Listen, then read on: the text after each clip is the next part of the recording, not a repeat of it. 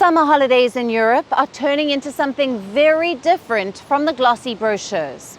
Record heat waves, raging wildfires, and soaring costs are leaving once idyllic escapes looking more like climate disaster zones.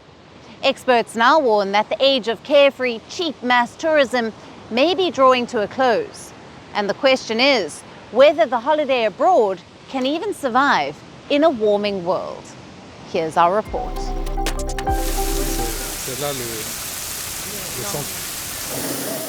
How does a dreamy Europe summer vacation look like? Sunbeds on Greek beaches, gondolas in Venice, ski slopes in the Alps. But as Europe battles sweltering heat waves, raging wildfires, and spiraling travel costs, the popular getaway is beginning to look less like a carefree escape and more like an endurance test. This summer alone, record-breaking temperatures scorched the continent. France endured its worst wildfires in more than 70 years, with flames ripping through vineyards and villages. In Greece, tourists were evacuated from islands, and in the Alps, the snow that once guaranteed vibrant ski seasons is vanishing at an alarming rate. Even Europe's landmarks weren't spared. The Eiffel Tower and the Acropolis were forced to close during heat waves. While tourists across Madrid, Athens, and Rome abandoned sunny plazas for underground catacombs and museums. In sweltering cities, restaurant bookings shifted later into the night when the streets finally cooled enough to breathe.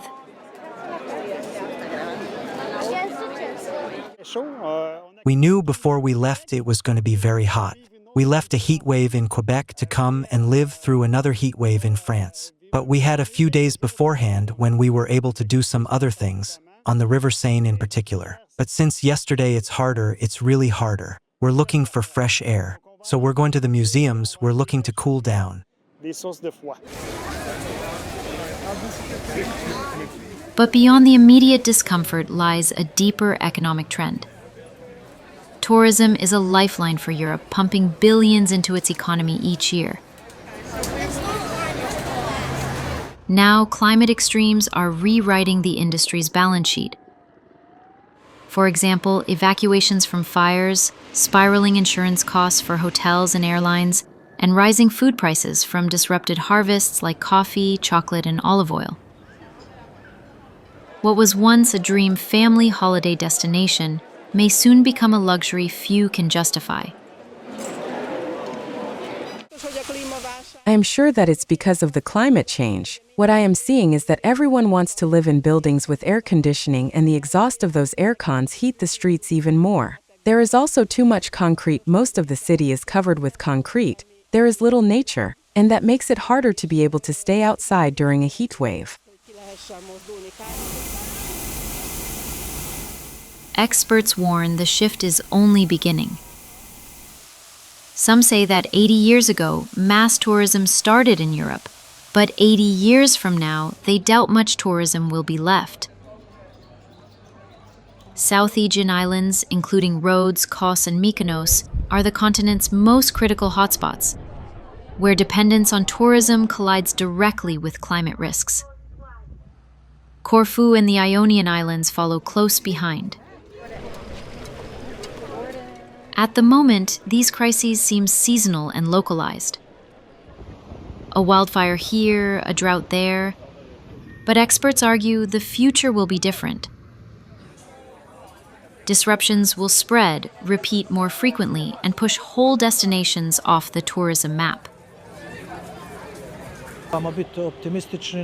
We usually rely on snow, but there is no escaping the fact that snow is now likely to fall in accumulated altitudes above 2,000 to 2,500 meters, 6,500 to 8,200 feet. And our mountains are simply not that high. In Bielashnica, for example, every winter we are unsure there will be enough snow or not for snow sports. Europe, the world's fastest warming continent, sits at the crossroads of this reckoning. Southern hotspots like Greece, Spain, and Portugal are increasingly vulnerable. Northern regions may absorb some of the shift, but higher travel costs and growing climate volatility could mean fewer people traveling at all. For now, the crowds still pack airports and beaches, eager to squeeze in their week of sun. Yet beneath the surface, the age of mass, affordable, climate-blind tourism is cracking. The question is no longer whether climate change will reshape the way we travel, but how soon it will end the holiday as we know it.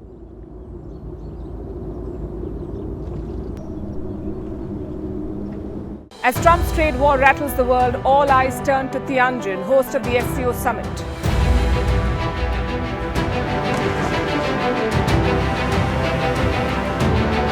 Prime Minister Modi makes his first visit to China in 7 years. India's policy of multi-alignment faces its biggest test. Will the outreach to China open the door to a new partnership? And will talks with Russia add weight to India's stance against trade wars and tariffs?